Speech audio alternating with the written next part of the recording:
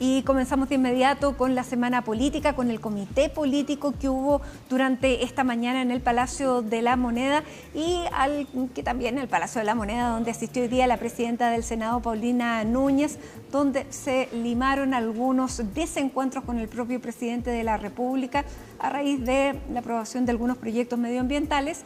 Ahí está cómo terminó esa reunión con la presidenta del Senado y con el presidente de la Cámara. Y de todo esto vamos a conversar a esta hora con Ivo Goich. ¿A quién lo tenemos aquí? ¿Cómo estás, Matilde? Muy bien, ¿y tú? Bien también. Quedaron atrás las chinchillas, que fue la polémica de la semana Expliquemos pasada. las chinchillas. Sí, pongamos en contexto. Atacama, región de Atacama, el presidente de la República la semana pasada en una gira regional, en esta instancia presidente presente, que es el presidente conversando con vecinos de las distintas localidades de nuestro país que visita, habló acerca de los proyectos de inversión en Chile, de lo importante que han sido las líneas de transmisión de energía en el norte, las plantas efectivamente y la línea que conduce finalmente la energía a través de nuestro país, pero que en el sur había algunos proyectos que no se habían podido ejecutar, Matilde, porque habían encontrado en uno de los terrenos donde se estaba trabajando una colonia de chinchillas. Y ahí el presidente, a modo de broma, para la gran mayoría no fue tan gracioso, dijo que hubiese salido más barato que paralizar el proyecto, hacer un resort para las chinchillas. Y eso causó polémica en el mundo medioambiental y fue la presidenta del Senado, claro, Paulina porque además Núñez, dice un resort para chinchilla alejado un poco, o sea, sacarlas igual del hábitat, aunque fuera un resort. Y poder ahí establecerlas en otro lugar en buenas condiciones, algo que claro, no cayó pero muy es bien. ridiculizar en el fondo. Sí, no cayó nada de bien el comentario. Fue una semana de malos comentarios del presidente de la República, José Antonio Kast, en una semana que podría haber sido buena para el Ejecutivo en cuanto a cómo avanzaba la tramitación de la Ley de Reconstrucción en las comisiones de Hacienda y también el trabajo que se comenzó a llevar en la Comisión de Trabajo en particular y la de Medio Ambiente. Pero esas declaraciones de la semana pasada lo dejaron ahí en mal pie al presidente y de hecho fue Paulina Núñez, la presidenta del Senado, quien lo llamó a la prudencia con ciertas declaraciones. El día de hoy se reunieron y dijeron que había sido una reunión muy buena, donde junto al presidente de la Cámara de Diputados y Diputadas, Jorge Alessandri, le dejaron un documento, Matilde, para que ya preparando y allanando el camino para la próxima cuenta pública del 1 de junio, la primera comparecencia ante el Congreso Nacional del presidente José Antonio Kast, donde hay altas expectativas acerca de ese momento, Matilde, porque ¿qué es lo que va a mostrar finalmente el Ejecutivo? Se le ha solicitado y lo han sacado al pizarrón a distintos ministros para ver cuáles son sus planes, sobre todo en materia de seguridad. Vimos como un problema en materia migratoria la semana pasada también con esta indicación presentada en la Comisión de Gobierno del Senado, que sigue generando ruido a nivel político hasta ahora, pero fue una buena reunión, dijeron ambos, cerca de una hora, un poco más, estuvieron reunidos los tres en el despacho del presidente de la República. Le dejaron un documento entonces con la actualización del trabajo que ha realizado el Congreso y qué es lo que puede mostrar el Ejecutivo en cuanto a ese trabajo, Matilde, y también la proyección que se haga para el año 2026.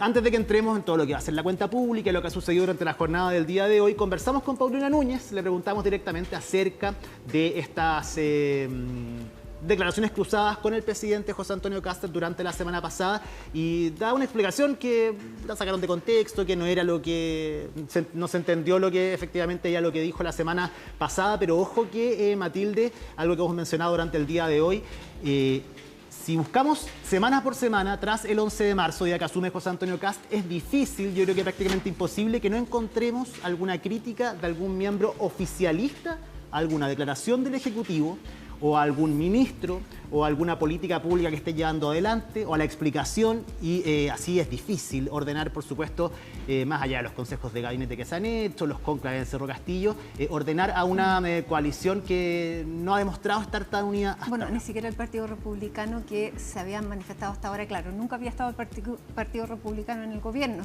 y cuando se es gobierno surgen... Cambia todo. Claro, cambia todo, el poder lo cambia todo y surgen ahí distintas facciones que se han demostrado, sin embargo el Partido Republicano no lo quiere explicitar, es claro. Y en el caso de la presidenta del Senado también ocurre una cosa que es parte de su rol, que ella ha sido muy celosa en la defensa del Senado como tal. lo fue frente al ministro de la Vivienda, Poduje. Iván Poduje, Alfonso, nada que ver. Iván Poduje cuando habló del tema de los humedales y de esa ley que él criticó, la ley de humedales, y ella lo llamó el senador, claro, criticó Poduje al Senado por haber apoyado esta ley que él atribuía solamente al senador de Urresti, pero era más que eso y había sido una ley prácticamente aprobada con la unanimidad, por lo tanto la presidenta del Senado le pide que respete el trabajo del Senado. Y es básicamente el mismo tono que tiene en este caso frente al presidente. Así es, con este llamado a la prudencia, con ciertas declaraciones que evidentemente pueden causar ruido, uno, como tú dices, por el trabajo mismo del Senado, y dos, por la imagen que se da en términos de discusiones políticas. Han tratado de bajar lo máximo posible eso, pero ha estado difícil, al menos lo comunicacional no ha sido el fuerte del gobierno, ellos mismos lo reconocieron. Porque ya ridiculizar cada uno de los temas, ¿te acuerdas primero el terreno húmedo, los humedales, sí, el corredor para las arañitas, bueno, tiene que ver también con un presidente que habla bastante, le gusta hablar, contestar preguntas, es un riesgo grande. Eso se critica muchas veces a los presidentes porque no hablan, a las presidentas porque no hablan, pero particularmente, José Antonio Kast, es un presidente que ha hablado harto, no tiene ningún problema en hablar con los medios de comunicación, sus discursos son extensos, él se sale del libreto generalmente a lo que lleva, pero escuchemos a Paulina Núñez, quien zanja definitivamente entonces esta nuevo impasse, podríamos decir, o cruce de declaraciones esta vez con el presidente José Antonio Kast. El diario tituló mal.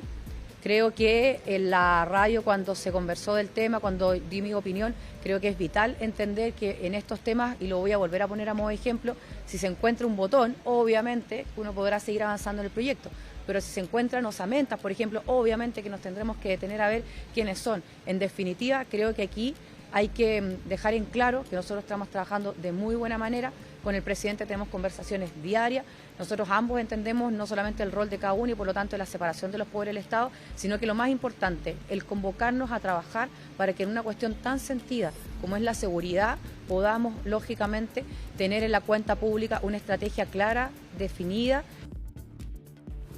Y ahí está. El diario tituló mal nuevamente. Se ha escuchado harto esto de que la prensa ha interpretado mal o que la ciudadanía ha interpretado mal ciertos mensajes. Lo cierto es que lo que dijo ya la semana pasada lo dijo y fue en relación a esa declaración del presidente José Antonio Kast. Nadie está malinterpretando efectivamente lo que sucedió la semana pasada. Está la declaración del presidente, está la respuesta de la presidenta del Senado. Bueno, para ellos lo importante es que esto quedó atrás. De hecho, esa imagen del presidente saliendo a despedir al presidente de la Cámara y también a la presidenta del Senado. No es habitual que el presidente salga a No, generalmente salen ellos solos y hablan con los medios de comunicación, pero este es un gesto para mostrar efectivamente que no hay ningún problema. Ahora, eso por un lado. Eso por un lado, claro, ahí habían declaraciones de por medio. ¿Qué pasa con el diputado, el presidente de la Cámara, Jorge Alessandri? Porque también está molesto. Sí, está preocupado por lo que el gobierno esperan que puedan estar ordenados para el próximo 1 de junio en cuanto a mostrar a la ciudadanía y al Congreso también efectivamente los avances del gobierno. Se ha establecido, Mati, una frase que he escuchado varias veces ya en los últimos días, que es que se nota el cambio de mano.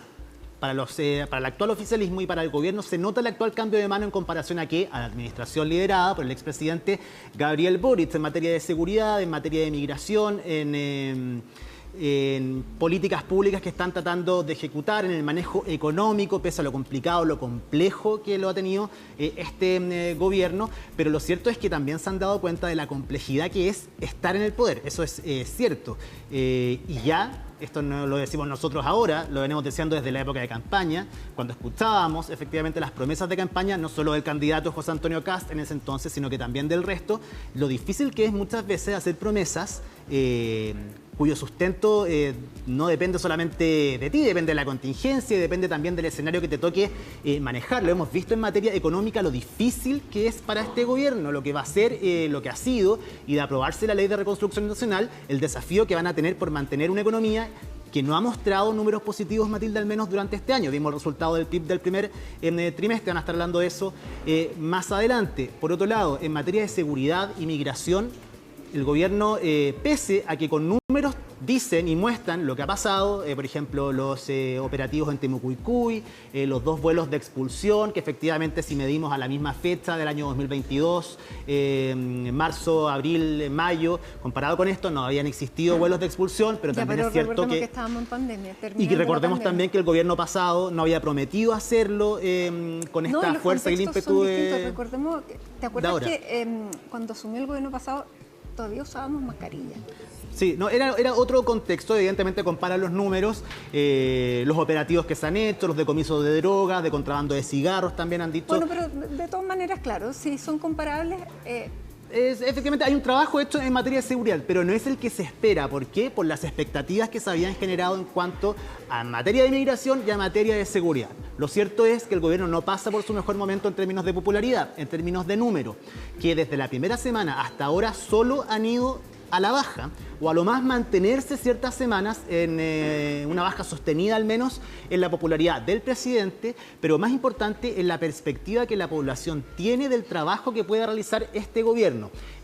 Para el gobierno estos son fotos del momento, no les preocupa, esperan poder revertir, por supuesto, esta imagen, Matilde, pero se hace difícil, y si eso lo juntamos con los problemas comunicacionales que han tenido y con ministros que han hecho noticia no solamente por su trabajo, sino que también por declaraciones o por enredos o por peleas con el Congreso o por peleas políticas, incluso al interior, con cruces de declaraciones, incluso al interior del mismo gabinete, se les ha hecho difícil. Entonces, ¿qué es lo que esperan del oficialismo? Que el 1 de junio esto sea ordenado, que el presidente ante el país pueda presentar los avances, la proyección para este año, para los próximos, llegar con la ley de reconstrucción nacional fuera ya de la Cámara de Diputados y Diputadas y con un plan en materia de seguridad que sigue siendo la principal preocupación de los chilenos y las chilenas, pero ya explícito, que se pueda explicar, que la gente sepa cuál es ese plan, más allá de que en las últimas semanas hemos visto que quizás no hay un orden claro o específico, estructurado acerca de las medidas que se van a tomar.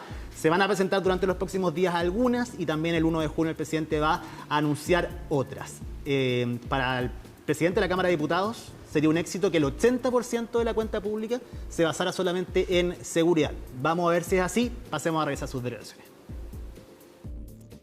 Efectivamente, en lo legislativo que nos toca a nosotros, le mencionamos al presidente las leyes que están en el Congreso ya, presentadas la mayoría en el gobierno de Sebastián Piñera, otras que vienen de administraciones anteriores incluso, que pueda el presidente ponerles urgencia y sacarlas adelante.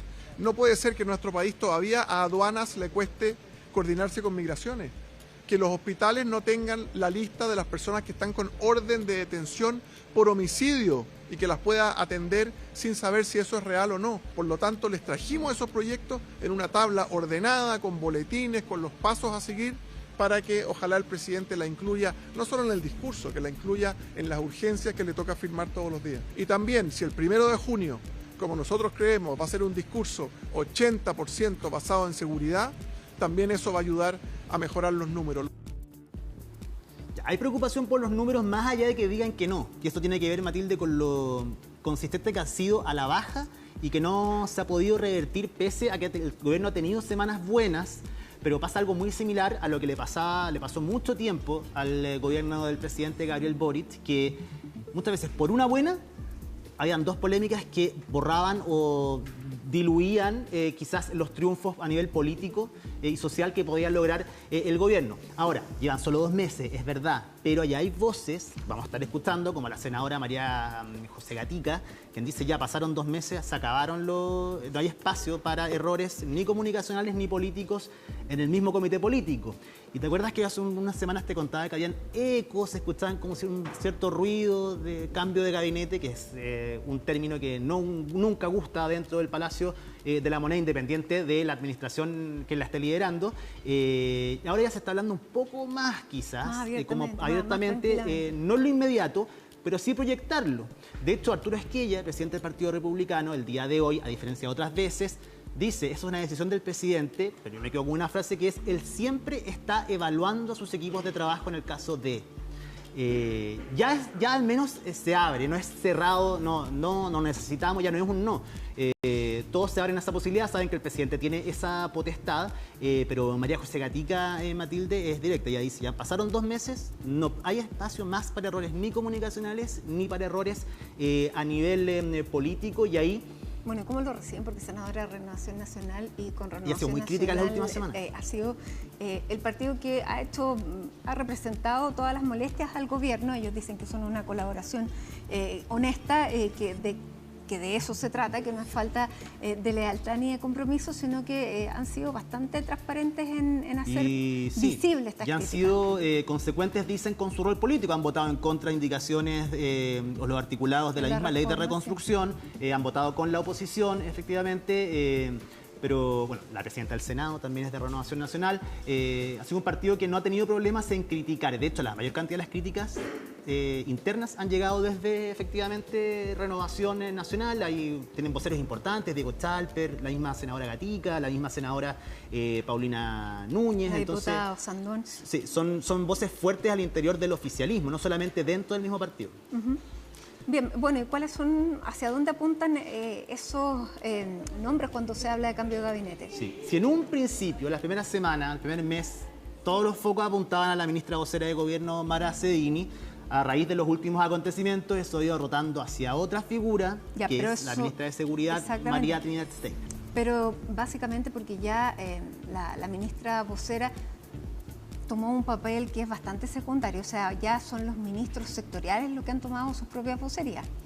Sí, es algo que esperan revertir también. Desde la misma Secretaría General de Gobierno están trabajando en una estrategia, se ha visto a la ministra, hay que decirlo, siendo más Mara Cedini que el principio. Y eso era una de las cosas que llamaba la atención en sus primeras vocerías, que uno la veía y no era la persona que uno conocía, y que había sido la misma vocera incluso en la oficina del presidente electo. Estaba todavía muy,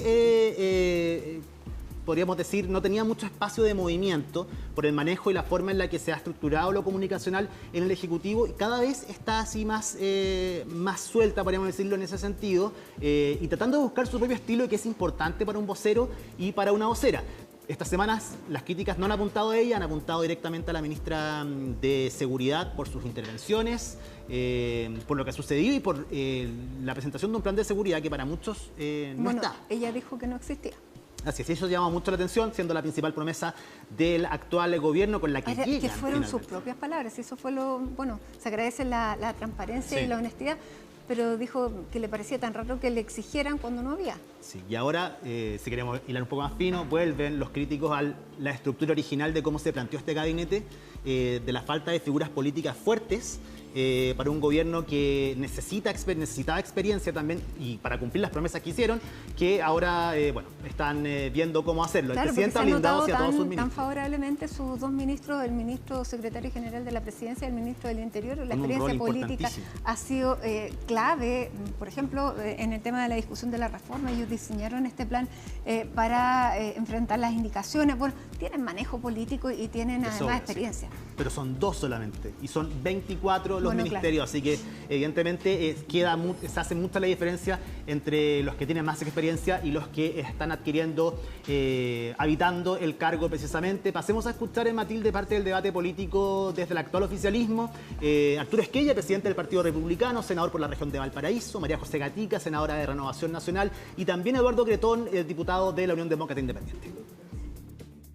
Eso es parte de lo que le corresponde al mismo presidente de la República. Él está permanentemente evaluando, avanzando, digamos, en la mejora sistemática de los equipos, y por cierto que no nos corresponde a nosotros estar sugiriendo cambios en esa línea. Yo creo que hay tiempo suficiente para poder evaluar, y ahora todos los focos están más bien puestos en tener una cuenta pública que primero se haga cargo de contar lo que se ha hecho durante los primeros 90 días de gobierno, y también dedicarle un capítulo a lo que va a venir. Me da la impresión de que muchos de aquellos que dicen que en ciertas materias todavía no se ha avanzado lo suficiente, se van a sorprender cuando tengan algunos elementos a la vista, particularmente en lo que se refiere al escudo fronterizo. él es el que tiene la facultad hoy día para poder hacer los cambios que sean pertinentes. Lo que sí yo por lo menos tengo muy claro de que ya han pasado 2 meses ya de que este gobierno asuma esta administración. Y yo siento de que hay carteras en donde ya no pueden haber errores, no pueden haber equivocaciones. Y me refiero a las carteras que tienen que ver en un 100% con el trabajo político y comunicacional. ¿Ya? En ese sentido yo espero que exista una mejora, que haya una reformulación del cargo, que el trabajo que no se esté realizando de la mejor manera hoy día se pueda cambiar la forma en cómo se comunica o en cómo se hace política por el bien del presidente, porque al fin y al cabo, ¿cuál es la principal labor que tienen los ministros de Estado para cualquier gobierno? Es poder resguardar el capital político del presidente. Esta cuenta pública va a estar marcada por un presidente que ha tenido una actitud distinta en temas que son relevantes para los chilenos. Estamos viendo lo que se está haciendo en materia de inmigración, estamos viendo lo que se está haciendo en materia de seguridad, donde a algunos puede gustarlo o no la ministra Steiner, pero en lo concreto ha mostrado mejores resultados en 2 meses. Vemos un gobierno que está dejando atrás la fase de instalación y nosotros esperamos una cuenta pública donde el presidente José Antonio Kast también ponga énfasis en una cosa, en mostrar los resultados que hemos tenido respecto a la agenda en materia de educación, pero también esperamos que en la cuenta pública el presidente José Antonio Kast muestre mayor determinación en avanzar en los recortes al gasto político, a la burocracia. Ahí estaban las declaraciones de Matilde, bueno, en todos los tonos, algunos más matizados, muy crítica la senadora Gatica, yo te contaba, pero todos dicen, efectivamente, se han hecho cosas, problemas que quizás no se han comunicado bien, pero también hay un reconocimiento a que ha faltado, de que saben que no ha sido quizás la instalación ideal la del gobierno del presidente José Antonio Kast. Hay voces también que dicen que él mismo podría estar comenzando a perder un poco de su capital político, teniendo que dar explicaciones por todo, siendo una especie de vocero también, explicando algunos temas en los cuales podría complicarse, como por ejemplo con salidas graciosas como lo de la chinchilla, para él graciosas, entre otros temas. Vamos a ver qué pasa. Lo importante Sin es... olvidar la metáfora, que sí, eso fue... la hipérbole, metáfora, que tuvo que reexplicar su declaración. Lo cierto es que esta semana van a esperar 2 cosas. Uno, lo que pasa con escuelas protegidas en el Senado. También que salga de la Cámara de Diputados esta semana esperan la Ley de Reconstrucción Nacional. 21 de mayo el presidente va a estar en Valparaíso, el ministro del Interior va a estar en Iquique y el día viernes hay una reunión con todo el gabinete de ministros en Cerro Castillo en la previa de lo que va a ser la primera cuenta pública de José Antonio Kast el próximo 1 de junio, ya para terminar de ordenar las ideas, una jornada que se va a extender durante todo el día, al menos el día viernes, posiblemente algunos ministros también el día sábado. Bien, bueno, una semana intensa. El día miércoles se vota en sala sí, el proyecto de reconstrucción nacional, por lo que además el presidente tiene toda la expectativa y así parece que va a hacer que esté despachado, por lo menos en la Cámara, hacia el Senado para poder tener ese hito en la cuenta pública. Así que una semana corta pero intensa. Corta, intensa, la que vamos a estar pendientes de todo lo que esté ocurriendo, por cierto, ahí en Valparaíso. Muchísimas gracias, Ivo. Nos vemos, Mati. Y nosotros a esta hora vamos a seguir avanzando y vamos a avanzar con temas económicos porque sorprendió el crecimiento de este primer trimestre. El Banco Central informó que el Producto Interno Bruto, el PIB del país, cayó más de lo previsto, un 0,5%, marcando el peor en 17 años. Vamos a conocer todos los detalles de esta cifra junto a Pilar Gutiérrez. Hola, Pilar. Hola Mati, ¿cómo estás? Buenas tardes. Claro, fue un débil comienzo de año para la economía del país porque si bien se esperaba que el primer trimestre la actividad económica iba a tener una caída, finalmente el Banco Central confirmó que fue mayor a lo que se estaba esperando. En ese sentido, con las cifras del IMASEC, las cifras preliminares, se esperaba que entre enero y marzo la actividad cayera 0,3%. Finalmente fue esta jornada entonces que el Banco Central en las cuentas nacionales confirma que la caída no fue de 0,3 sino que de 0,5%, mayor a lo esperado entonces, como decíamos, y se trata aparte de un registro que es el peor para un primer trimestre desde el año 2009, es decir, en 17 años. En ese sentido, en esa ocasión, en el año 2009, ese primer trimestre, el resultado se explicaba sobre todo por la crisis subprime subprime y la caída había sido de más de un 2%, pero no solo hay que compararlo con respecto a otros primeros trimestres, sino que los expertos dicen esta caída en el PIB trimestral viene a romper una tendencia que se venía dando los últimos trimestres de cifras positivas. Es decir, en ese sentido se trata de la primera caída para un trimestre desde el segundo trimestre del año 2023, algo que dicen aparte los especialistas va a complicar la meta de crecimiento para este año y dificulta, dicen, el panorama para poder alcanzar una alza entonces en la actividad económica de 2% para todo el año. Pero no son solo los expertos los que mostraron esta preocupación durante esta jornada. El ministro de Hacienda, Jorge Quiroz, también se refirió a esta caída en el PIB. Escuchemos qué era lo que decía. 0,5% caída en el primer trimestre, que es el primer trimestre, el último trimestre de este gobierno que le damos. El peor primer trimestre desde la crisis subprime.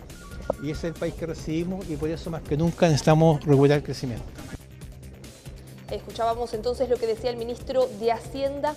¿Cuáles fueron las explicaciones de esta caída en el PIB del primer trimestre? Ahí el Banco Central detalla en las cuentas nacionales que se explica sobre todo por lo que ocurre con el comercio exterior. En ese sentido, las exportaciones cayeron 5% los primeros 3 meses del año y eso contrasta, por otro lado, dicen, con el alza de 2,1% en la demanda interna, que se explicó sobre todo por el consumo de los hogares y también por la inversión, eso en términos de el componente del gasto, pero cuando vemos cuáles son los sectores que muestran mayor debilidad y que explican entonces este registro negativo en la primera parte del año, ahí incidió sobre todo lo que ocurre con la actividad agropecuario-silvícola, una caída de 5,4% tuvo y que estuvo explicado sobre todo por una menor producción de frutas, en específico de la uva de mesa y también de manzanas. Por otro lado, la minería también tuvo un retroceso de 3,1% por las contracciones en producción de cobre. Y esto contrasta con lo que ocurre con otros minerales, como por ejemplo el oro, la plata y también el litio, que tuvieron un desempeño positivo. Sin embargo, entonces fue la producción del cobre lo que arrastró la cifra y al sector minero como un todo a esta cifra negativa y a esta caída. Sobre todo se explica, dice el Banco Central, por el envejecimiento de algunas faenas mineras, también algunos factores climáticos adversos y mantenciones que tuvieron efectos entonces negativos sobre la producción. Y otro sector que tuvo un retroceso bastante importante, la pesca, que anotó una caída de más de 18% por una menor disponibilidad de sardinas y del jurel. Esto contrasta, por otro lado, con el sector de los servicios, que tuvo un alza bastante importante, sobre todo por la incidencia de los servicios personales, en específico el transporte y la salud. Escuchemos qué era lo que decía Valentina Apablaza de la Universidad Diego Portales por esta cifra. Rompe una trayectoria que ya se venía viendo de alzas en el PIB trimestral en términos anuales y si recordamos, si vemos en perspectiva hacia atrás, no se veían caídas en el PIB en términos anuales desde el segundo trimestre del 2023. Para nosotros poder tener un crecimiento de 2% interanual en todo el 2026, necesitamos que durante los próximos 3 trimestres el crecimiento promedio esté en torno a un 3%. ¿Ya? Entonces eso obviamente implica una aceleración muy relevante de la economía que actualmente no se está proyectando ni siquiera en las proyecciones más optimistas. Claro, y con este resultado negativo del primer trimestre del año para la actividad económica, los expertos ven que es algo mucho más difícil lograr crecer al 2% en este 2026. En ese sentido, dicen que tendría que haber una aceleración muy importante de la actividad en lo que queda del año para lograr alcanzar una cifra cercana al 2%. Debería crecer la economía incluso 3% en los trimestres restantes del año, que es algo, dicen, que por lo menos por ahora no lo ven como algo demasiado viable con las proyecciones que se tienen.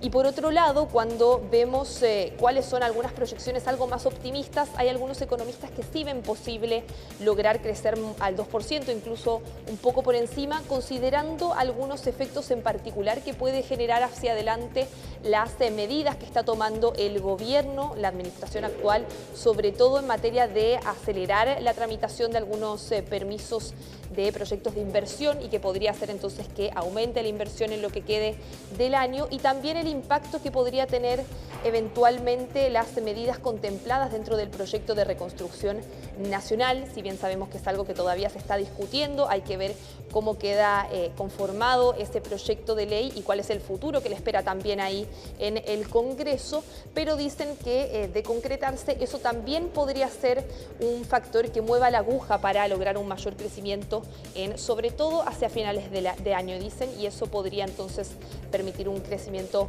un poco por encima del 2%. Son distintas miradas de los economistas entonces que pasamos a escuchar de inmediato. En adelante lo que esperamos es que las cifras vayan de más a menos. Los próximos trimestres entonces deberíamos ver crecimiento cercano a un 2%, 3% y terminando el cuarto trimestre con un crecimiento cercano a 4%. Esto considerando que hacia la segunda mitad del año, sobre todo, se vea un mayor dinamismo en la inversión, dado una mayor agilidad en la aprobación de ciertos proyectos, que es lo que estamos viendo con la gestión del nuevo gobierno, y además también lo que pueda salir eventualmente de la aprobación de la reforma, que también puede agilizar un poco más la inversión hacia fines de año. Con esto en consideración deberíamos ver cifras positivas entonces el resto del año y un crecimiento para el PIB cercano a 2,3%. Distintas proyecciones entonces que tienen los expertos para el crecimiento de todo el año 2026, pensando entonces en este inicio un poco más débil con esta caída de 0,5% del PIB del primer trimestre, y lo que sí hay consenso y dicen los especialistas es que ahora se vuelve mucho más desafiante hacia adelante el poder lograr un crecimiento que supere el 2% para todo el año. Bien, muchísimas gracias, Pilar, por esta información a esta hora de la tarde. Claro, vamos a seguir preocupados de esto. Claro, menos 0,5% no es una buena cifra. Vamos a ver entonces cuáles son también las proyecciones. Vamos a ahondar en las proyecciones que tú nos comentabas. Muchísimas gracias por esta información y que tengas una buena tarde. Son las 6 de la tarde con 3 minutos, hacemos un alto con esta imagen de la capital, contándoles que hasta ahora la temperatura es de 18 grados con 4 décimas en una jornada en que la mínima se registró a las 7:56 de esta mañana, fue de 0,6 grados en la estación de Pudahuel, y la máxima fue de 25,3 grados también en esa misma estación, y fue a las 14 horas con 59 minutos. Para mañana se esperan condiciones similares, alta oscilación térmica entre mínima y máxima. Hacemos un alto y ya estamos de regreso con más.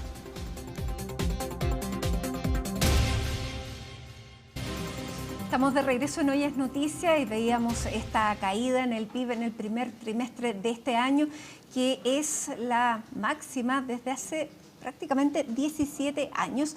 Así que queremos ahondar en la explicación, en el análisis, y vamos a tomar contacto con el economista jefe del Banco BCI, Sergio Lehmann. ¿Cómo estás, Sergio? Muy buenas tardes. Hola, Matilde. Muy buenas tardes. Encantado de estar en el programa. Muchas gracias. Bueno, sorprendido con la cifra porque si bien, claro, había una estimación que iba a ser una cifra negativa, la expectativa estaba un poquito más optimista. Efectivamente, era un poquito más optimista, dado lo que ya habíamos conocido de datos de IMASEC para los meses de enero, febrero y marzo. Apostábamos efectivamente a una caída, pero fue algo más marcada de lo anticipado. El diagnóstico, de alguna manera, ya se estaba viendo y tenía que ver fundamentalmente con caídas que mostraron especialmente recursos naturales, minería cayendo, agricultura cayendo, pesca cayendo, pero también, ¿no es cierto?, si uno mira otros componentes de la demanda interna, también uno ve una desaceleración. Por lo tanto, en general, una mala noticia y pone hacia adelante desafíos importantes para nuestra economía. Ahora, cuando el Banco Central explica esta cifra, habla de que crecieron más las importaciones que las exportaciones, y las exportaciones las explica con, digamos, datos bien puntuales de cada uno de los sectores que uno digamos, no tendería a mirar internamente la causa del problema? Por ejemplo, que haya una menor demanda en el exterior, eso no depende de Chile. ¿Cómo estás viendo tú la composición de esta cifra desde esa perspectiva? A ver, las exportaciones efectivamente muestran una caída y el Banco Central lo enfatiza. Ya también había dado pistas cuando comentaba los IMASEC de los primeros meses del año. Esto está asociado fundamentalmente a caídas de producción, factores de oferta que se denomina. Es decir, menor producción minera que no tiene que ver con la demanda internacional. La demanda internacional de nuestros minerales en realidad se va reflejando, digamos, en el precio, y la demanda de cobre, de hecho, sigue muy sólida, tal como, ¿no es cierto?, el precio ha estado reflejando. Hay también una caída en la agricultura, eso tiene que ver con factores muchas veces de carácter estacional, en este caso una mala temporada en materia frutícola, y también factores que tienen que ver con pesca, que también es un factor más bien asociado a recursos naturales, en parte pareciera ser, ¿no es cierto?, influenciado por la corriente del Niño, que ha llevado, ¿no es cierto?, que la captura de algunas especies sea más baja, digamos, y eso también se está reflejando en la actividad económica. Pero dejando eso de lado, yo quiero de todas maneras enfatizar de que la demanda interna se está desacelerando. Si uno mira el consumo de bienes prácticamente está estancado, digamos, sin crecimiento respecto a el mismo trimestre del año anterior. Servicios sí mejora, pero el componente de bienes básicamente estancado. La inversión se desacelera. Es cierto también que hay una base de comparación exigente, pero el componente de construcción tiene una caída y eso naturalmente es una mala noticia. Si queremos efectivamente aspirar a tasa de crecimiento más alta, hay que fortalecer el sector construcción, hay que fortalecer, ¿no es cierto?, el consumo de bienes, porque de otra manera vamos a seguir marcando el paso, digamos, entre comillas, con un crecimiento muy pobre, digamos, que lamentablemente no nos permite cerrar la brecha con los países desarrollados. De ahí la importancia de fortalecer el crecimiento, de dar señales que efectivamente permitan ir dándole mayor robustez a nuestra economía en materia de crecimiento. Bueno, ¿y qué fue la alerta que recogió también el ministro de Hacienda, donde dijo, bueno, este es el país que recibimos, este es el peor trimestre, dice, desde la crisis subprime, el país que recibimos, y por eso más que nunca necesitamos lograr el crecimiento? Ahora, las esperanzas están centradas en una reforma que va a tardar de aprobarse en el plazo que el gobierno espera, va a tardar en generar esos efectos. ¿Qué es lo que podemos esperar entonces en este escenario, además, donde hay un factor externo que también está muy presente y que es de, bueno, alta incertidumbre por el tema de las guerras? Antes teníamos la guerra comercial, ahora tenemos el tema de los precios de los combustibles por el estrecho de Hormuz. ¿Cuánto de eso nos va a golpear? Y cómo la expectativa de tener este proyecto aprobado también puede compensar. Sí, una cosa son efectivamente las expectativas en materia de la reforma estructural. Yo creo que efectivamente es necesario tomar medidas que nos permitan, ¿no es cierto?, tener tasa de crecimiento más alta. En lo inmediato, uno de todas maneras podría prever de que si es que la reforma avanza, si es que hay una mirada más positiva en materia de crecimiento hacia los próximos años, se genera un efecto, digamos, virtuoso en términos, ¿no es cierto?, de que genera un mejor ánimo y genera entonces mayor apetito por nuevas inversiones. La inversión ha venido subiendo, digamos, y de hecho, en este componente de PIB, si bien, ¿no es cierto?, tuvimos malas noticias en términos generales, de todas maneras uno reconoce que es la inversión la que está básicamente empujando el carro, y durante 2025 también. Por lo tanto, eso podría fortalecerse en la medida que, naturalmente, las expectativas, el clima, el ánimo de los inversionistas tiende a ir mejorando. Ahora, es cierto lo que tú dices, hay un escenario externo que marca, digamos, una incertidumbre importante. Por ahora, los efectos en materia de crecimiento global son realmente acotados, digamos. Estados Unidos, por ejemplo, uno lo ha visto que se ha ido adaptando bien, sigue mostrando tasas de crecimiento realmente saludables, positivas. China, que pareciera que también, ¿no es cierto?, está resistiendo bien este escenario global más complejo.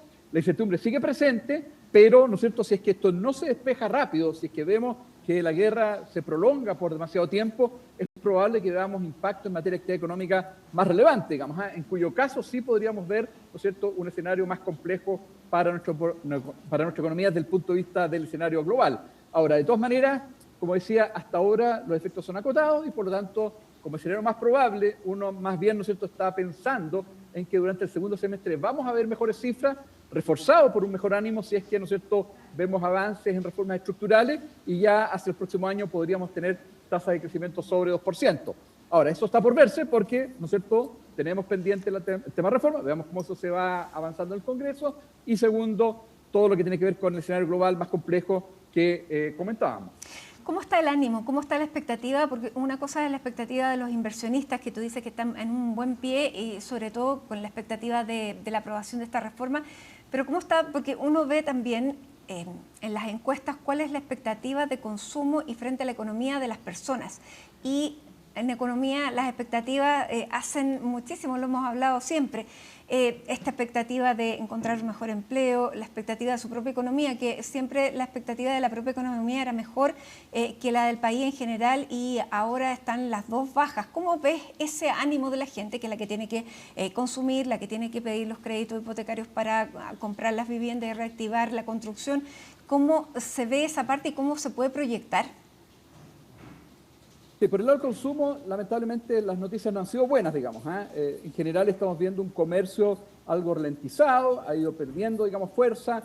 El desempleo, ¿no es cierto?, está muy cercano al 9%, es probable que esté sobre el 9% en los próximos meses, y ese es el gran motor para el consumo. Por lo tanto, por ese lado, por esa componente, todavía no estamos viendo buenas noticias. Por el lado, ¿no es cierto?, de la inversión, hay mejor ánimo. La Corporación de Bienes Capital ha dado muestra, ¿no es cierto?, de a partir de su catastro, de que hay efectivamente, digamos, mayores intereses por nuevas inversiones, pero por el lado del comercio todavía eso no se ve reflejado.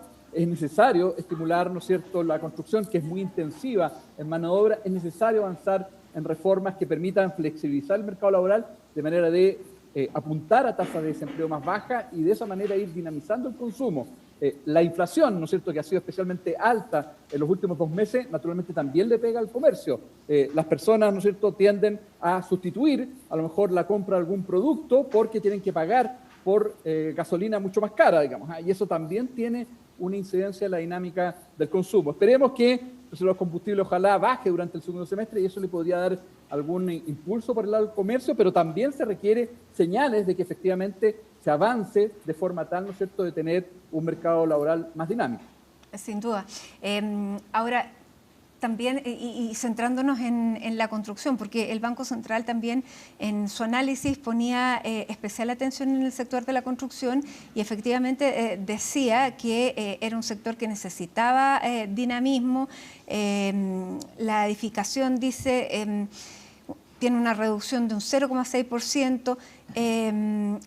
Las obras, dice, de ingeniería van en aumento, pero la edificación y viviendas, digamos, construcción habitacional está mal. Pero estamos viendo también, por otro lado, el aumento de la UEF y la expectativa de la gente de que ojalá mantengan las tasas. Pero, claro, ¿cómo se compensa eso? ¿Se compensa a través de la reforma? ¿Cómo se puede estimular la compra cuando, por un lado, también está subiendo la UEF? A ver, primero, como tú mencionabas, en materia de infraestructura sí podríamos ver, ¿no es cierto?, algún impulso en los próximos trimestres. Hay un programa en materia de concesiones muy potente. Fortalecer la infraestructura es central, además, para alcanzar una mayor competitividad, y creo que en ese sentido podríamos mirar, digamos, mejores cifras hacia lo que viene. El sector inmobiliario, efectivamente, hace rato viene muy debilitado. Hay todavía, digamos, un sobrestock de viviendas que hace más difícil dinamizar el sector inmobiliario. Pero la buena noticia es que el catastro, que ya hacía mención de la Corporación de Bienes Capital, está apuntando que el sector inmobiliario podría ir mejorando. Hemos visto tasas de créditos hipotecarios algo más bajas, hemos visto entonces un mayor apetito por, ¿no es cierto?, ir de alguna manera estimulando la demanda y bajando el stock de viviendas hoy día disponibles para compra, de forma tal de ir por esa vía estimulando el mercado inmobiliario. Efectivamente, digamos, el hecho de que la UEF suba muy rápido, naturalmente encarece, tiene un impacto negativo sobre el bolsillo de los chilenos. Afortunadamente, hacia los próximos meses deberíamos ver niveles de inflación más bajos, más cercana a 0,4, 0,5 en el mes de mayo, incluso ligeramente negativa en el mes de junio.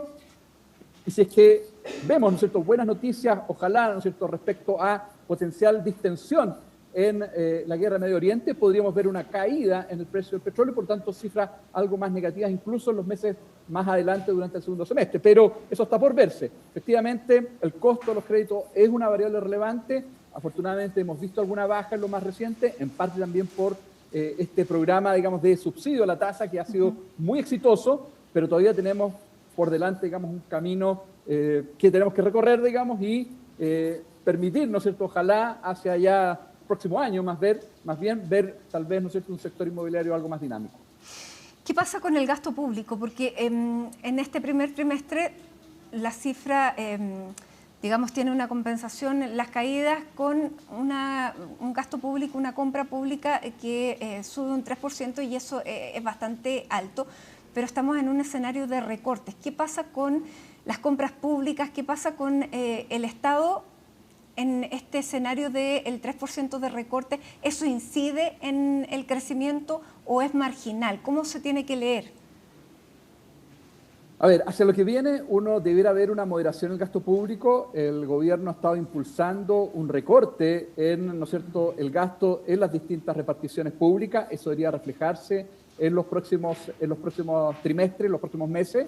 El componente de consumo sector público que aparece, ¿no es cierto?, en encuestas nacionales es solo una parte del presupuesto fiscal, porque está otra parte contenido en el componente de inversión y otro componente que tiene que ver con transferencia. Hacia adelante, insisto, hay que mirar, ¿no es cierto?, el gasto público como un todo. Consumo es solamente una parte y debería estar efectivamente mostrando un retroceso hacia los próximos trimestres. ¿Eso tiene un efecto en la dinámica económica? Sí lo tiene, digamos, pero es necesario hacerlo porque, como bien, ¿no es cierto?, sabemos, tenemos una regla fiscal, tenemos que, ¿no es cierto?, asumir una mayor responsabilidad en materia de gasto público, ir reduciendo el déficit a una tasa coherente con, ¿no es cierto?, alcanzar un equilibrio, una tasa, digamos, de déficit fiscal coherente con alcanzar un equilibrio del 2029. Por lo tanto, una tarea que hay que hacer. De no hacerla, las tasas de interés quedan más arriba y, por lo tanto, tiene impactos negativos sobre otras componentes de la demanda interna. Hay que hacer, efectivamente, digamos, una racionalización en el gasto público. ¿Eso tiene impactos en la dinámica de crecimiento? Sí lo tiene, de algunas décimas, pero ojalá eso sea compensado hacia los próximos trimestres con mayor inversión, mayor consumo.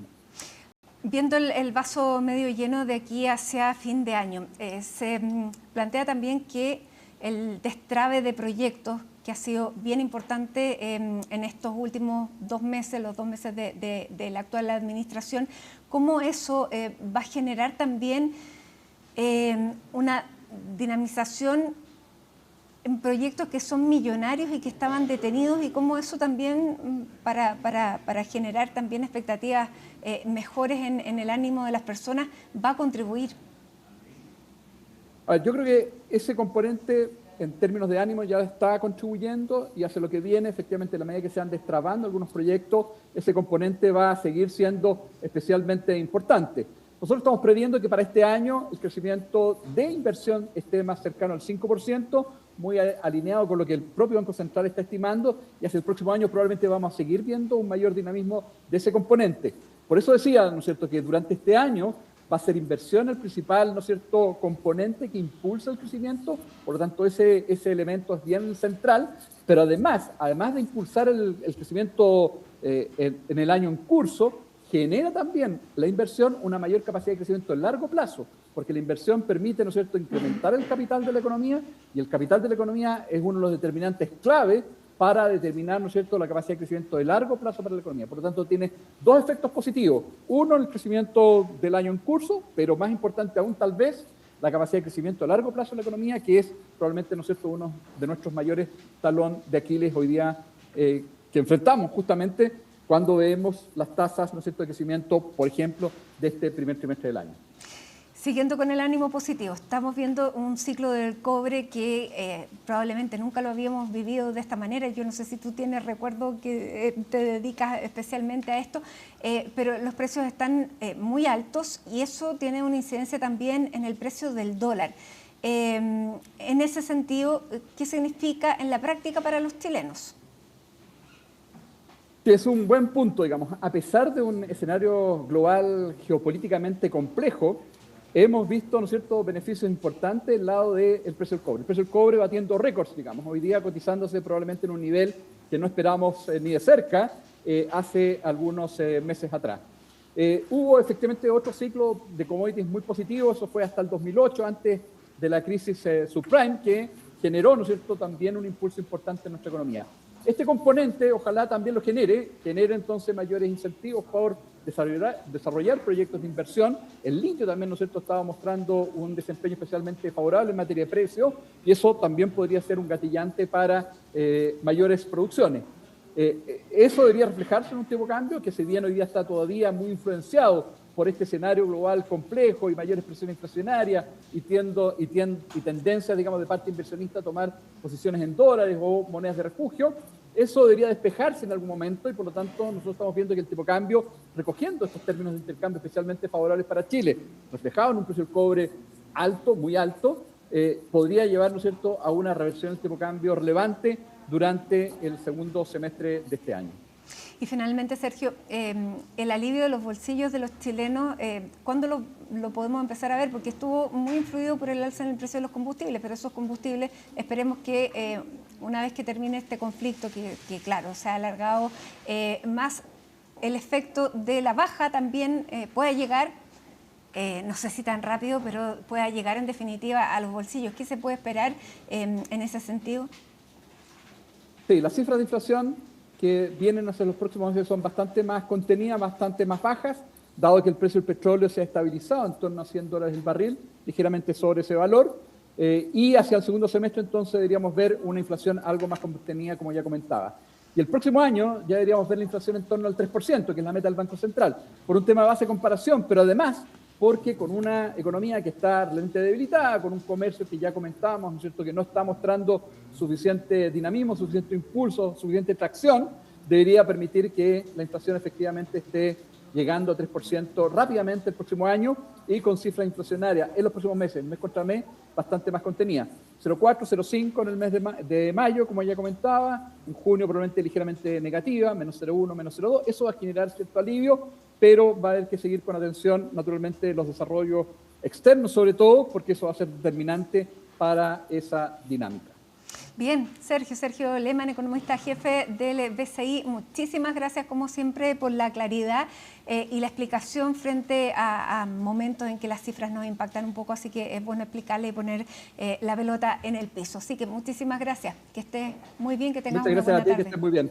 Chao. Igualmente, chao. 6:25, hacemos un alto a esta hora en las noticias y durante este fin de semana el ministro del Interior, Claudio Alvarado, llamó al socialismo democrático a no dejarse tutelar por el Frente Amplio y el Partido Comunista. Bueno, vamos a conversar de esto junto a Francisca Cárdenas para saber efectivamente, hola Francisca, hola, ¿qué tal, Matilde? ¿Cómo lo recibió el socialismo democrático estas palabras del ministro del Interior? ¿Cómo lo leyeron? Bienvenido. ¿Qué tal? ¿Cómo estás, Matilde? Muy buenas tardes. Mal lo leyeron, la verdad. De hecho, varios salieron a criticar al ministro del Interior, Claudio Alvarado, los representantes de la oposición durante esta jornada, que se reunieron como todos los lunes en el Partido Socialista, los principales dirigentes, la presidenta del PS, la senadora Paulina Bodanovich, también estaban los representantes del Frente Amplio, Constanza Martínez, entre otros también dirigentes que estaban presentes, Lautaro Carmona del PS, por supuesto, que llegaron hasta ahí para hablar de varios temas, pero principalmente el foco estuvo en el plan de reconstrucción, lo que ha generado debate, reacciones y las críticas también del ministro Alvarado, quien hizo este llamado a separar las aguas en la oposición, a que dejen de ser subordinados del Partido Comunista y del Frente Amplio, un mensaje para el socialismo democrático en torno a las negociaciones que se están dando sobre la reforma, toda esta polémica del tsunami de indicaciones que se dio en su minuto también, y a los acuerdos que pueden llegar justamente en las negociaciones.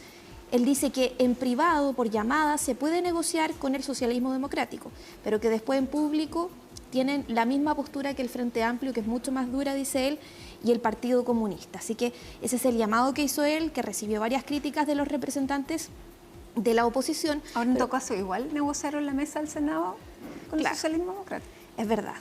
Y además, hoy estaba bastante molesta la senadora Paulina Bodanovich, porque ahí también una colega le preguntó por qué no estuvo en el punto de prensa junto al Frente Amplio y al Partido Comunista. De hecho, se puede ver ahí también que ella, después de todos los representantes de la oposición, sale a dar su declaración y le dice: ah, usted anda cómica hoy, algo así le dijo a la colega, le respondió, y después se fue diciendo que ojalá hiciéramos mejores preguntas con respecto a esta polémica también y las declaraciones del ministro del Interior, Claudio Alvarado.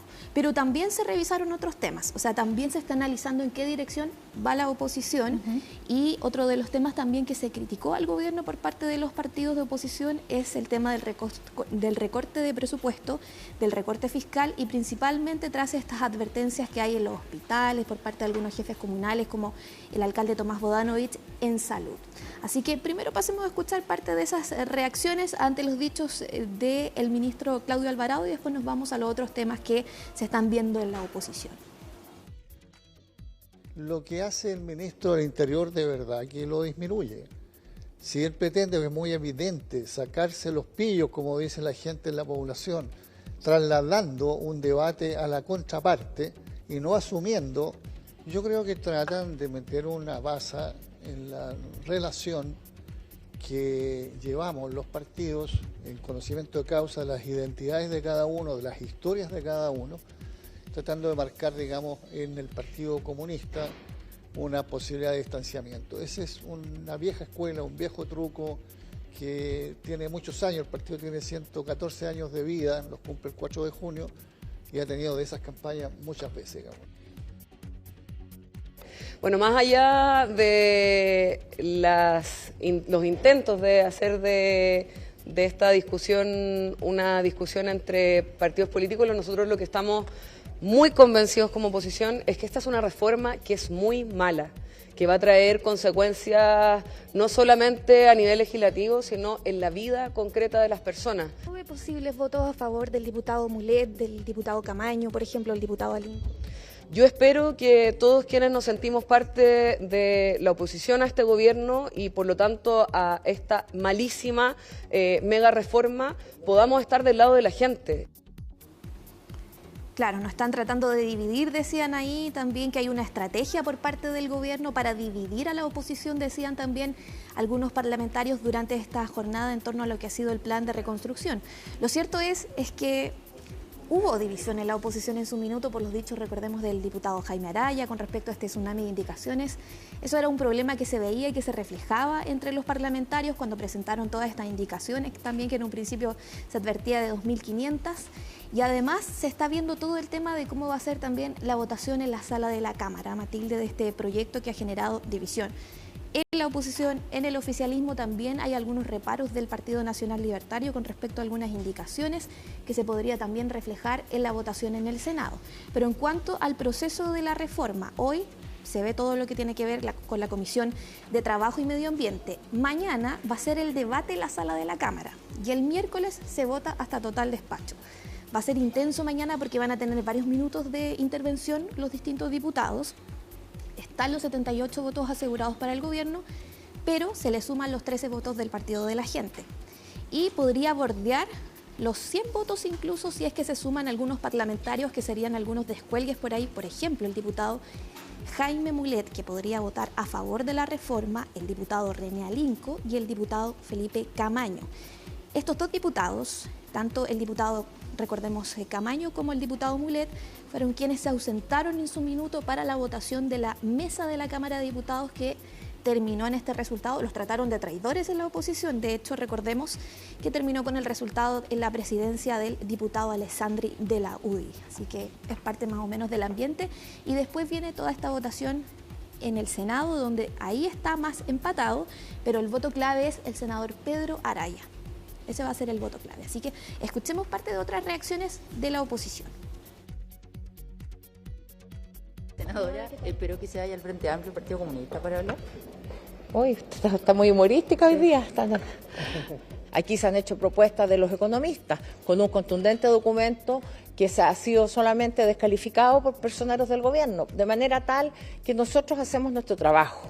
Y nosotros lo que hemos pedido al gobierno insistentemente es que dé espacio a todos los sectores, no políticos, repito, a todos los actores que han dado opiniones, que se han escuchado y que pueda corregirse el mal rumbo que lleva este proyecto. Hay entonces parte de lo que se le preguntaba ahí a la senadora Bodanovich, un poco molesta también con las preguntas de los medios de comunicación, esta reunión. Ahí también, ojo, se puede ver en pantalla que estaba el presidente de la Democracia Cristiana. Eso va a ser clave también, Matilde, porque nos dijo que mañana a las 8:30 de la mañana se va a reunir con la bancada de diputados, que es lo único que va a poder ordenar ahora, porque ya varios senadores de la DC han dicho que van a rechazar la idea de legislar. Es que claro, ahí en la Democracia Cristiana se ve una división entre el Senado y la Cámara, mientras la Cámara, ahí con el diputado Ortiz, presidente del partido, se han allanado a conversar más con el gobierno. Claro, el Senado, los 3 senadores de la democracia cristiana han expresado abiertamente su rechazo y con una posición bastante firme. Sí, el senador Flores, la senadora Proboste, el senador Buenchumilla también, todos votarían en contra de la idea de legislar, y eso es complejo para el gobierno porque, ojo, están muy atentos a la situación del senador Calisto por el caso judicial en el que está involucrado y también de la senadora Camila Flores, que podrían ser 2 votos menos dependiendo de cómo vayan avanzando las investigaciones para lo que va a ser la votación en el Senado, que va a ser después de esta primera cuenta pública el próximo 1 de junio del presidente José Antonio Kast. Así que eso va a ser clave también, qué va a pasar ahí con respecto a los votos de los senadores, si es que se cuenta o no con esos votos, digamos, y ahí sería clave, por eso es clave el voto del senador Pedro Araya, que no ha querido confirmar si va a aprobar o rechazar la idea de legislar y todo lo que se va a dar también en cuanto a las indicaciones en el Senado. Hay quienes dicen que están esperando a ver cómo llega la reforma para poder confirmar si es que van a aprobar o no, pero que así como está, dicen algunos senadores, sobre todo los de la DC, no la van a aprobar. Y mañana, como te decía, reunión con los diputados a las 8:30 de la mañana en el Congreso en Valparaíso para definir una postura y oficializar una postura con respecto a la reforma. Así que escuchemos otras declaraciones, otras reacciones de durante esta jornada. El ministro Alvarado ya debería saber que la democracia cristiana no es parte del socialismo democrático, que son el Partido Socialista y el PPD, y que tampoco estamos hoy día siendo tutelados por el PC ni por el Frente Amplio, por Dios. Eso tiene un tono de soberbia que es inaceptable, pero también un tono de ignorancia, de no saber quiénes se asocian con quiénes. Si vamos a hablar del proyecto este misceláneo que hace reformas para beneficiar a algunos y fregar a los otros, que son la mayoría, entonces la verdad es que sí, podemos sentarnos a conversar, pero no vamos a llegar a ningún acuerdo. No sé quién ha inventado esa división no existe. Tengo la mejor de las relaciones con mis colegas diputados, diputadas y también con nuestros senadores. Quiero descartar absolutamente este invento de una división entre diputados y senadores de la democracia cristiana. Lo hice el fin de semana con Yanna Proboste, que ustedes se dieron cuenta ayer en su participación en el programa Mesa Central. Precisamente planteó lo que dijimos hace mucho tiempo y en este mismo lugar: diálogo, diálogo, diálogo. Y es lo que también vamos a hacer nosotros de manera interna a las 8:30 de la mañana en el Congreso, la Mesa Nacional del Partido, nuestros senadores, nuestra senadora, como también junto a nuestros diputados.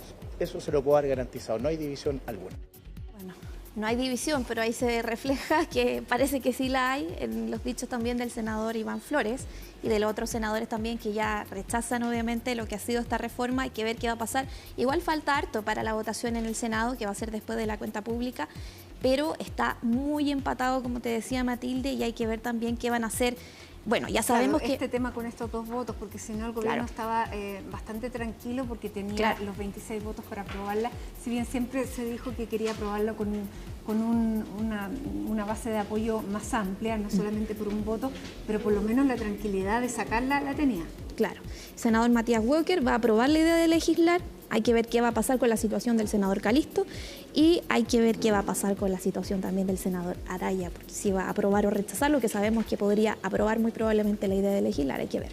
Bien, Francisca, muchísimas gracias. Bueno, semana política que vamos a terminar definiendo ahí en la Cámara. Muchas gracias y que tengas una buena tarde. Igualmente, Matilde. Nosotros vamos a seguir en otro ámbito de las noticias porque durante esta tarde fue formalizado un hombre cuya hija de 2 años y 7 meses murió tras caer del piso 11 de un edificio en la comuna de Las Condes. Felipe Hernández nos va a contar todos los detalles. Hola, Felipe. ¿Cómo estás, Mati? Muy buenas tardes. Claro, fue un hecho lamentable, triste y dramático lo que ocurrió en la jornada del día de ayer a eso de las 5 de la tarde, cuando lamentablemente se produce esta situación, esta caída de esta pequeñita de tan solo 2 años desde este piso 11, como tú lo mencionabas, y que fue escuchada por, o más bien, toda esta situación fue alertada por una vecina, ni siquiera por el padre. El padre estaba durmiendo la siesta, una siesta bastante larga y que se dio en el contexto de que él bueno, horas antes, esto en la noche del día sábado, había estado compartiendo en el quincho del mismo edificio, producto de que su nueva pareja, su polola actual, bueno, estaba de cumpleaños y él prestó el quincho justamente para esta celebración. Celebración que se extendió por cerca de, bueno, algunas horas, hasta la 1 de la mañana aproximadamente. Y al día siguiente él tenía que ir a buscar a su hija. Esa ida a buscarla tenía que hacerla y llegar a las 10 de la mañana a buscarla. Sin embargo, él llegó a las 10:40 para retirar a su hija en la comuna de Pudahuel. Luego de eso entonces es que vino la hora del almuerzo, estuvieron compartiendo en otras instancias y ahí vino la hora de la siesta. Él hace dormir a la menor y él se va a dormir junto con su pareja al dormitorio. Y ahí la situación fue lo que finalmente termina desarrollándose con esta caída de esta menor, quien la cama en la cual ella estaba pernoctando o durmiendo esta siesta está pegada a la ventana que no tenía ni reja ni malla de seguridad, algo que había sido solicitado en el último advenimiento entre la madre y su abogado y el padre de esta menor junto con su abogada. A ese acuerdo habían llegado a tener cercado con mallas de seguridad justamente para que él pudiese tener a su hija en ese departamento sin mayores complicaciones y sin riesgo de que se produjese una situación como la que ocurrió el día domingo. Bueno, finalmente simplemente este sujeto, esta persona, tenía parcialmente enmallado las ventanas, solo un sector, lo que da hacia la calle o hacia la avenida Apoquindo, que es lo que se ve desde la calle. La otra ventana, que es por donde cae esta menor, esa no estaba con malla de seguridad y termina cayendo lamentablemente en el sector de los estacionamientos.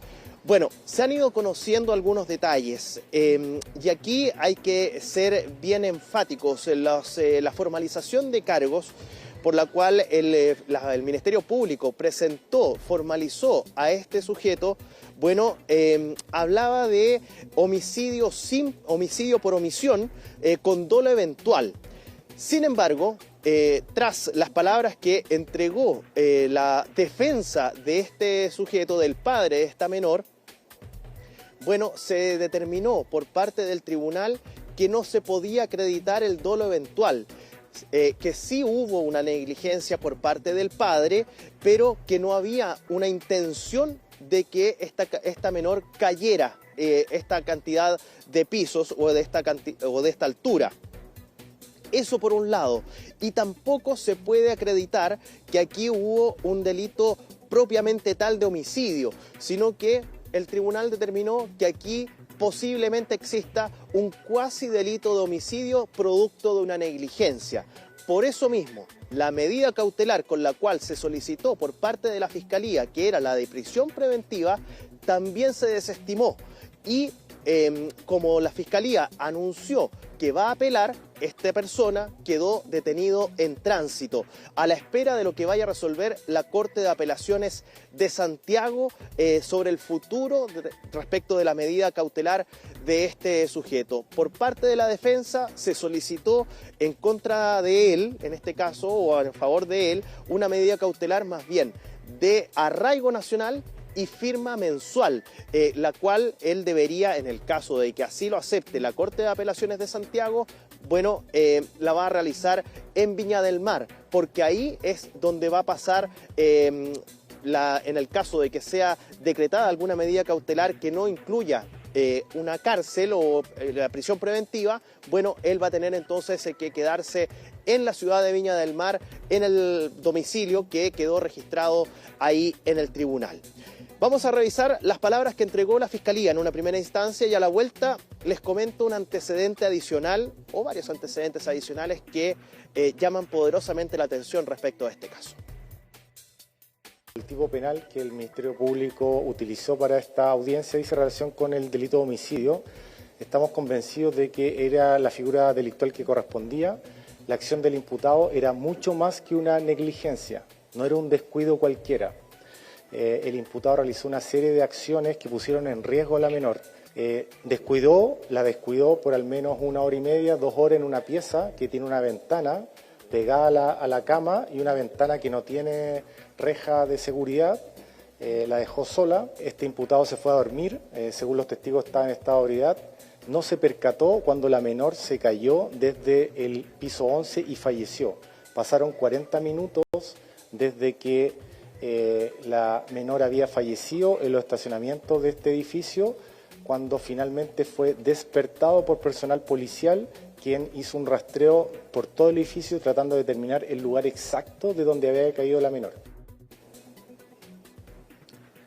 40 minutos después, cuando le golpeó la puerta a Carabineros, ahí recién abrió la puerta esta persona, quien es Jorge Constanzo, quien es de profesión arquitecto y que además entonces se mantenía durmiendo cuando ocurrió toda esta situación. Bueno, durante la audiencia se dieron a conocer varios antecedentes. Yo les había dejado una parte de la historia respecto de la celebración que él había tenido durante la noche del día sábado, la cual llegó hasta eso de la 1 de la mañana, que era el permiso que les habían dado para poder realizar una celebración en el quincho de ese mismo edificio ubicado en la comuna de Las Condes. Bueno, lo que vino después fue una decisión totalmente clara por parte de él, de seguir extendiendo esa fiesta, y se fue a pasarla bien en una discoteca. Hasta ahí ningún problema. Llegó a las 5 de la mañana, el punto es que llegó, incluso eso habría generado que él llegara tarde, prácticamente unos 40 minutos tarde, a buscar a su hija a la comuna de Pudahuel, a las 10:40. Él debería haber estado a las 10 de la mañana. Llegó a las 10:40, 20 para las 11 de la mañana del día domingo. Llegó con hálito alcohólico, señalan algunos. Y posterior a ello, entonces, es que cuando ocurre esta situación, algunos vecinos habrían señalado que lo habrían visto todavía bajo, al menos, en estado de ebriedad. Es parte de lo que se estableció y se dio a conocer en esta formalización de cargos en contra de esta persona, y que incluso el abogado querellante que defiende el bienestar de la familia, en este caso de la madre de esta pequeñita de 2 años, que lamentablemente termina falleciendo producto de esta situación, él señala que conoce perfectamente todo este proceso que ha vivido la madre para que él se pudiese acercar a su hija. Les voy a contar un antecedente.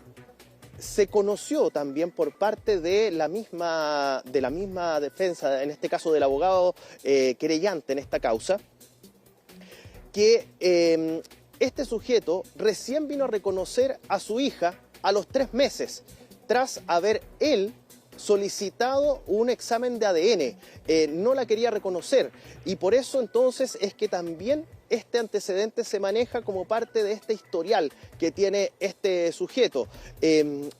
Se señaló por parte del querellante también que van a ir también con el Ministerio Público para apelar a esta decisión del juzgado de garantía de decretar una medida menos gravosa, como es la de prisión preventiva. Revisemos justamente esas palabras y entrega también otros antecedentes respecto del comportamiento del padre. Existe un malestar. No compartimos bajo ningún respecto los fundamentos del tribunal. ¿Cuál es la relación del imputado con la familia, en este caso de la menor de 2 años? Era mi representada la que instaba con que el padre tuviera relación directa regular, porque finalmente él era bastante inestable en el sentido del cumplimiento. O sea, habían veces donde derechamente dejaba a la niña vestida, simplemente se iba de viaje fuera de Chile por un tiempo importante, y entendiendo el ciclo vital de una niña, en ese momento de 18 meses, que el papá esté ausente 1 mes o 2 meses es un plazo importante.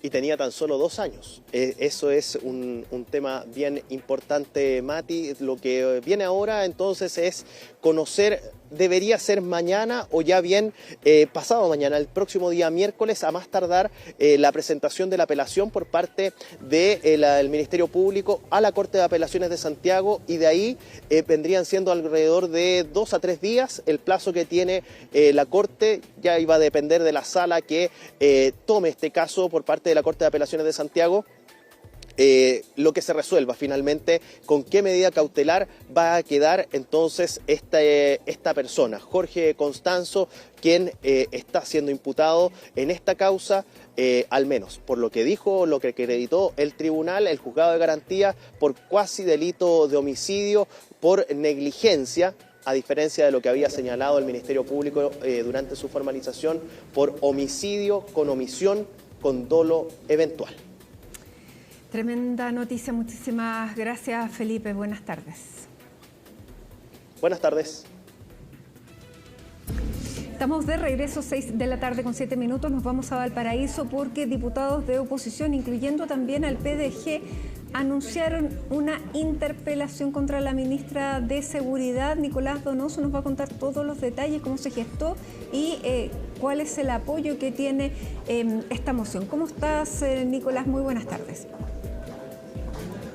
Hola Mati, ¿qué tal? Buenas tardes. De hecho nos pilló por sorpresa porque durante la jornada acá todo estaba abocado tanto a la tramitación del proyecto de reconstrucción en las comisiones sectoriales como también al proyecto de escuelas protegidas. Pero derivado de la frase que entrega la ministra de Seguridad Trinidad Steiner la semana pasada respecto a que no se esperaba la exigencia de un plan de seguridad, es que esto ha ido escalando en cuestionamientos, en crítica respecto a falta de un plan concreto, de medidas, de ejes, a 2 meses de asumir el gobierno del presidente José Antonio Kast, y entendiendo que ese era su caballo de batalla al momento de que llega al gobierno y la prioridad número 1 junto al crecimiento económico y a enfrentar la inmigración irregular, y por tanto va escalando. Y durante esta jornada un grupo de diputados, entonces bien lo decías, de forma transversal, porque inclusive sobrepasa, o sea, para gran parte de las oposiciones hay que decirlo, pero incluye al partido de la gente, no solamente la izquierda, y hablando, llevará a las firmas esa interpelación del Partido Comunista, del Frente Amplio, del Partido Socialista, del PPD y del propio Partido de la Gente. Solo se restan, por ejemplo, la Democracia Cristiana. Y hay que decir que una interpelación es un objetivo, es un instrumento que tiene también parte de, en este caso, la oposición, para poder, valga la redundancia, interpelar a un ministro respecto a una materia en concreto. Se requieren de 52 firmas. Obviamente ya con estas 5 colectividades que hemos mencionado se tienen estas más de 50 firmas para poder hacer ingreso oficialmente. La jornada de mañana de esa interpelación, eventualmente el miércoles ya se da cuenta en sala, y luego de la cuenta pública, después del 1 de junio, podría ser el 2 o hasta el 3 de junio más, y entonces se va a hacer curso a esta interpelación. Aún no se conoce el interpelador, eso se deberá definir, pero vamos a pasar a escuchar tanto al diputado y jefe de bancada del Partido Socialista, Raúl Leiva, como al diputado independiente PPD, Jaime Araya, quienes delinean los motivos de esta interpelación, que lo hemos ido señalando, es a propósito de esta falta de un plan de seguridad concreto, robusto, que se haga cargo de las principales preocupaciones, por ejemplo, para enfrentar el crimen organizado, también la falta de proyectos en materia de seguridad que no se han tramitado, diseñados prácticamente, salvo que sean mociones propias de parlamentarios, entre otros aspectos que pasamos a revisar en la voz del diputado Leiva y del diputado Jaime Araya. Vamos a presentar una interpelación en contra de la señora ministra de Seguridad Pública, Trinidad Steiner, para que dé cuenta ante el Congreso Nacional y particularmente ante esta corporación de cuál es el plan del gobierno en materia de seguridad. Hasta el momento no hemos conocido ningún elemento, y por eso nos parece importante y una oportunidad para el gobierno esta interpelación. La interpelación es la herramienta constitucional para que la ministra venga y nos diga cuál es el plan. Y no esto que ha dicho la subsecretaria, que queríamos un librito. Queremos saber cuál es el plan, y el plan tiene que tener ejes, medidas inmediatas, de mediano y de largo plazo. Y queremos superar este debate absurdo que ha planteado el presidente de la metáfora, de decir que engañó al país diciendo que iban a sacar 300.000 extranjeros, y por lo tanto lo responsable es usar herramientas constitucionales. Habemos diputadas y diputados de distintos partidos que tenemos la convicción que Chile tiene que conocer cuál es el plan de seguridad, para que entre todos podamos ver cuáles son las medidas más urgentes, cuáles son los recursos que hay que poner, cuál es la disposición que tiene el gobierno a trabajar en serio, salir del discurso y de la promesa, sino que acciones concretas, y para eso la herramienta que tenemos nosotros es la interpelación. No han sido, Mati, días fáciles para la ministra Steiner. De hecho, desde que asumió ha tenido que enfrentar distintos flancos, inclusive que son externos a lo que compete a su administración y no propiamente tal la materia de seguridad. Pero la semana pasada, ya de hecho hace exactamente una semana, prácticamente ya estaba viviendo una sesión especial en la Cámara de Diputados para dar cuenta de este plan de seguridad contra el crimen organizado, del cual ya había dado cuenta la Comisión de Seguridad del Senado a comienzos de abril o durante los primeros días del mes de abril, pero no convenció. Fue una presentación que de hecho de forma transversal fue catalogada como débil, como muy insegura, que se veía la ministra a ratos, no pudo presentar un PowerPoint, tuvo que realizarlo prácticamente leyendo durante gran parte de la sesión, pero no se vio cómoda y eso se ha visto reflejado de hecho en los temores que hay por parte ya de parlamentarios oficialistas, quienes en los pasillos nos comentan que no saben cómo va a salir esta interpelación. En otras oportunidades se ha interpelado, yo recordaba el gobierno anterior, hay dos en particular, la última fue en contra de la ministra de Salud, Jimena Aguilera, el interpelador fue el exdiputado Udi Henry Leal, pero ella salió muy bien posicionada y fue el caso también de la recordada interpelación. El interpelador fue Andrés Lonton en contra de la en ese entonces ministra del Interior, Carolina Toá, pero de forma transversal en ese momento se dijo que la exsecretaria de Estado también había salido robustecida a raíz de esa interpelación y acá dicen que eso se desconoce. Vamos a ver cómo responde también la ministra y la vamos a pasar a escuchar, pero previo a que se anunciara esta interpelación, ella se encontraba en la sala del Senado para ver el proyecto de escuelas protegidas y termina reconociendo que si se puede sociabilizar de mejor forma un plan de seguridad lo van a hacer una y otra vez, pero sí defiende que si está la existencia de este plan de seguridad. Pasamos a escucharla. Yo siempre he dicho que vamos a repetirlo cuantas veces sea necesario y si es nuevamente requerido por alguno de los honorables la explicación de lo que es el plan, bueno, aquí estamos dispuestos a poder ilustrar a quien sea necesario para darle cuenta de la existencia de este plan. Insisto, el plan existe, lo hemos expuesto en reiteradas oportunidades. Si es necesario hacerlo de nuevo, lo vamos a hacer de nuevo. Ahora, claro, hay un tema de comunicación ahí que yo acepto también y lo he dicho. Si nos falta poder sociabilizar más y dar a conocer a la comunidad el plan y las acciones que hemos tenido en torno a este plan desde el día 1 que comenzamos, lo vamos a seguir haciendo. Parlamentarios oficialistas que defendieron, salieron a arropar de alguna forma a la secretaria de Estado, bueno, particularmente el diputado del Partido Republicano, además presidente de la Comisión de Seguridad, Cristian Araya, y también el diputado de la UDI, Eduardo Cretón. En simples palabras, ellos recalcan que mientras el gobierno del expresidente Gabriel Boric demoró cerca de 13 meses en presentar un plan de seguridad robusto, a ellos se les está exigiendo prácticamente a 2 meses de asumir y por tanto también defienden entonces la gestión que se ha realizado respecto a operativos de seguridad a lo largo del territorio nacional, así como también la agenda legislativa que se ha llevado a cabo acá en el Congreso. Pasamos a escuchar a ambos parlamentarios. Los hechos hablan por sí solos. El mayor decomiso de marihuana de los últimos 25 años, el mayor decomiso de cigarrillos ilegales de la historia. Hemos avanzado en pocos meses mucho más de lo que hizo el gobierno anterior en muchas materias. Muchos han hablado del plan de seguridad, pero parecen olvidar que el gobierno de Gabriel Boric se demoró 13 meses en presentar su plan de seguridad y hoy rajan vestiduras desde el Partido Socialista porque el plan no está en la resolución exenta a 2 meses de asumir el gobierno. Claramente es una vara muy distinta. Nosotros sabemos que ellos en su gobierno toleraban la incompetencia, la negligencia, y con nosotros son mucho más exigentes porque evidentemente hay mucha más capacidad y compromiso con la seguridad de los chilenos. Que la oposición le pida cuentas a una ministra que lleva 2 meses en el cargo por lo que ellos no fueron capaces de hacer en 4 años. Pero si van a interpelar a la ministra Trinidad Steiner, le pedimos 2 cosas, solo 2 cosas.